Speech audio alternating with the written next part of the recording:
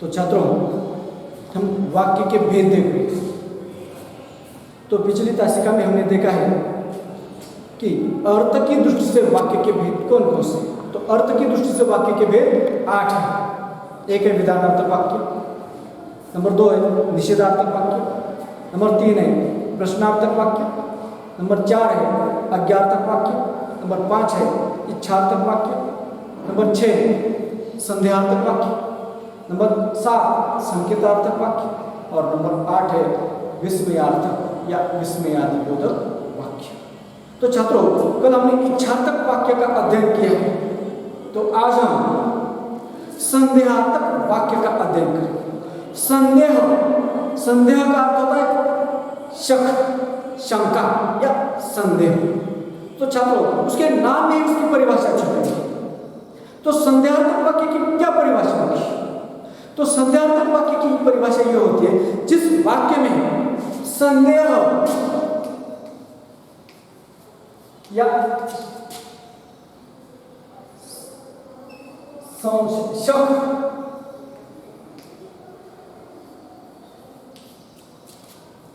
जिस वाक्य में संदेह या शक या शंका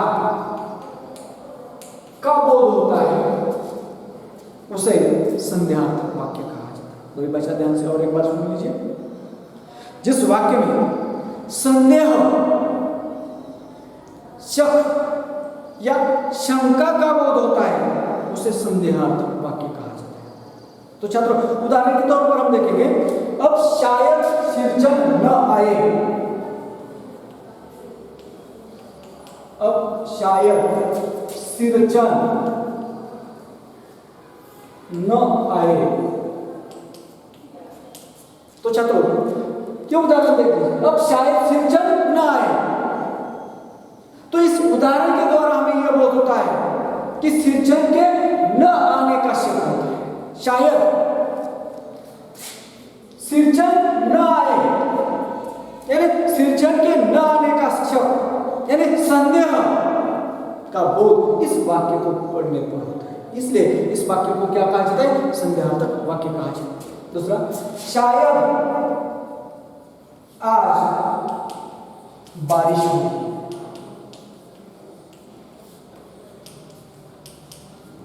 शायद आज बारिश होगी, इसका वाक्य। तो शायद यानी बारिश होने का संदेह का बोध हमें इस वाक्य को पढ़ने को होता है। शायद आज बारिश होगी, बारिश के होने का संदेह यानी शंका का बोध हमें इस वाक्य को पढ़ने को होता है। इसलिए इस वाक्य को क्या कहा जाता है? संदेहार्थक वाक्य कहा जाता है। तीसरा, अब तक वह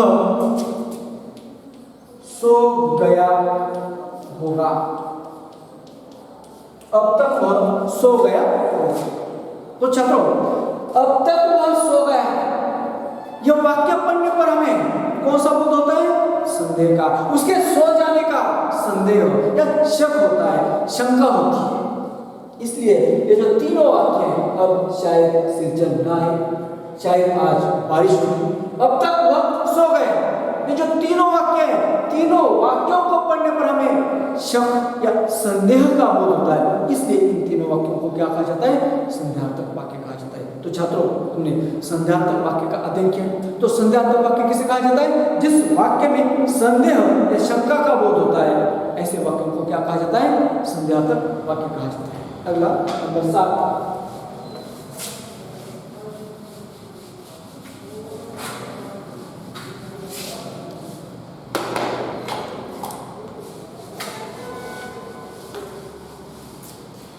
नंबर 7 है संकेतार्थक वाक्य।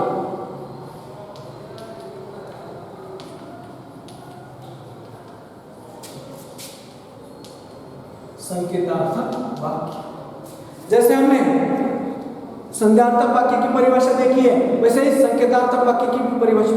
संकेत यानी इशारा, संकेत का अर्थ शब्द से अर्थ क्या होता है? इशारा। तो संकेतार्थक वाक्य की क्या परिभाषा होगी? तो जिस वाक्य में संकेत या अपेक्षा का बोध होता है, जिस वाक्य में संकेत या अपेक्षा का बोध होता है, अपेक्षा यानी इच्छा, जिस वाक्य में संकेत या अपेक्षा का बोध होता है उसे संकेतार्थक वाक्य कहा जाता है। परिभाषा ध्यान से और एक बार सुन लीजिए। जिस वाक्य में संकेत या अपेक्षा का बोध होता है उसे संकेतार्थक वाक्य कहा जाता है। उदाहरण के तौर पर लड़की पसंद आ गई तो शादी हो जाएगी। लड़की पसंद आ जाएगी तो शादी हो जाएगी।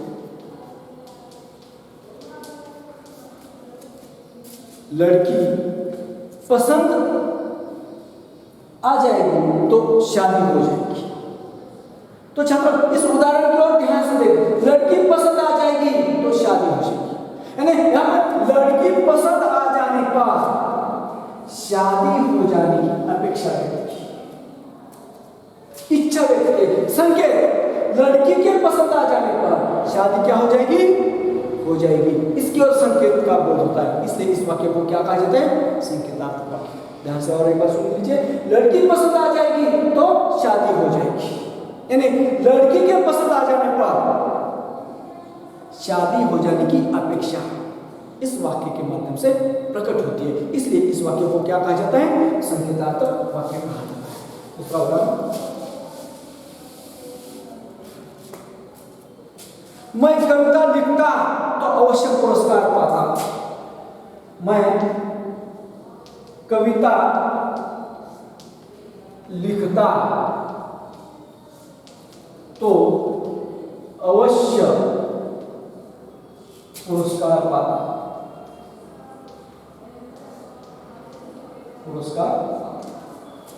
तो छात्रों वाक्य को ध्यान से पढ़ लीजिए। मैं कविता लिखता तो अवश्य पुरस्कार पाता, यानी मैंने कविता लिख जाने के बाद मुझे पुरस्कार मिल जाएगा, यह अपेक्षा इस वाक्य के माध्यम से प्रकट होती है। यानी कविता के लिख जाने के बाद मुझे पुरस्कार मिल जाएगा, यह संकेत हमें मिलता है, इसलिए इस वाक्य को क्या कहा जाता है? संकेतार्थक वाक्य कहा जाता है। तीसरा उदाहरण, अगर गाय दूध नहीं देगी तो इसका क्या करेंगे? अगर गाय दूध नहीं देगी तो इसका क्या करेंगे?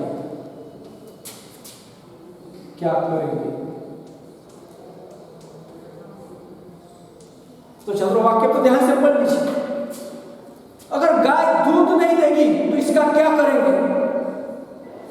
तो यह वाक्य पढ़ने के बाद हमें किसी संकेत का बोध होता है। गाय ने अगर दूध नहीं दिया तो इसका क्या करेंगे? इसमें संकेत मिलता है। और गाय ने दूध नहीं दिया तो इसका क्या करेंगे? क्या करना है? इस अपेक्षा का बोध इस वाक्य को पढ़ने के बाद मिलता है, इसलिए इन दोनों वाक्यों को क्या कहा जाता है? संकेतात्मक वाक्य कहा जाता है। तो छात्रों इस प्रकार संकेत या अपेक्षा का बोध करने वाले वाक्य को क्या कहा जाता है? संकेतार्थक वाक्य कहा जाता है। अगला उदाहरण, अगला वाक्य का भेद है विस्मयार्थक वाक्य।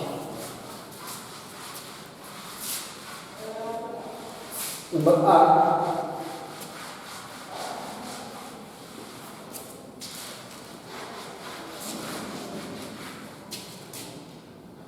विस्मयार्थक वाक्य। नंबर 8,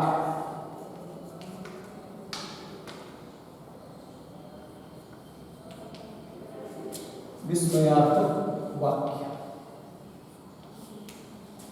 तो छात्रों विस्मयार्थक वाक्य को विस्मयादि बोधक वाक्य भी कहा जाता है। विस्मयार्थक बोधक वाक्य को विस्मयादि बोधक वाक्य कहा जाता है। तो विस्मयादि बोधक वाक्य किसे कहा जाता है? जिस वाक्य में हर्ष, शोक, आनंद, भय, ये जो मन के भाव है, घृणा आदि का बोध होता है, उसे विस्मयादि बोधक वाक्य कहा जाता है। परिभाषा ध्यान से और एक बार सुन लीजिए।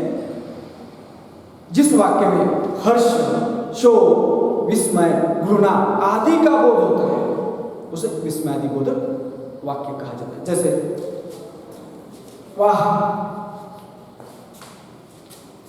कितना सुंदर फूल है, तो वाक्य को ध्यान से पढ़ लीजिए। वाह कितना सुंदर फूल है, यह वाक्य के पढ़ने के बाद, फूल को देखने के बाद हमारे मन में एक भाव उत्पन्न होता है, वाह आनंद यानी खुशी का भाव उत्पन्न होता है। इसलिए इस वाक्य को क्या कहा जाता है? विस्मयार्थक वाक्य या विस्मयादिबोधक वाक्य कहा जाता है। दूसरा उदाहरण, हाय मैं कितनी निर्दयी हूं।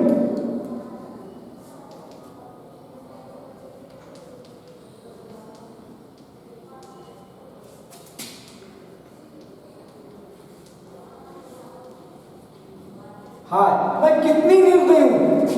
दूसरा उदाहरण, यानी हाय यह शब्द प्रकट करने के बाद हमारे मन में कौन सा भाव उत्पन्न होता है? दुख, दर्द, अपने आप का पछतावा। हाय मैं कितनी निर्दयी हूं, दुख की भावना निर्माण होती है, इसलिए उसे विस्मयादिबोधक वाक्य कहा जाता है। अगला और एक उदाहरण, ओह कमबख्त ने कितनी बेदर्दी से पीटा है।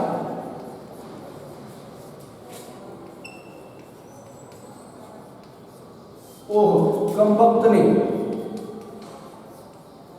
कितनी बेदर्दी से पीटा है।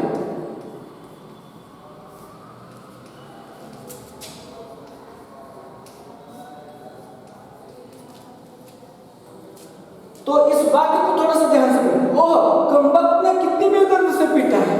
ओह ऐसे तो मन का भाव उत्पन्न करता है, ओह है दर्द, खुशी का भी भाव उत्पन्न होता है, लेकिन वाक्य कितनी बेदर्दी से पीटा है, पीटने की वजह से यहाँ पर दर्द की भावना उत्पन्न होती है, इसलिए इसे विस्मयादिबोधक वाक्य कहा जाता है। तो छात्रों हमने अर्थ की दृष्टि से वाक्य के 8 भेदों का अध्ययन किया है। तो अगली तासिका में हम इस यूनिट पर, इस घटक पर जितने भी प्रश्न पूछे जाते हैं उसका अध्ययन करेंगे।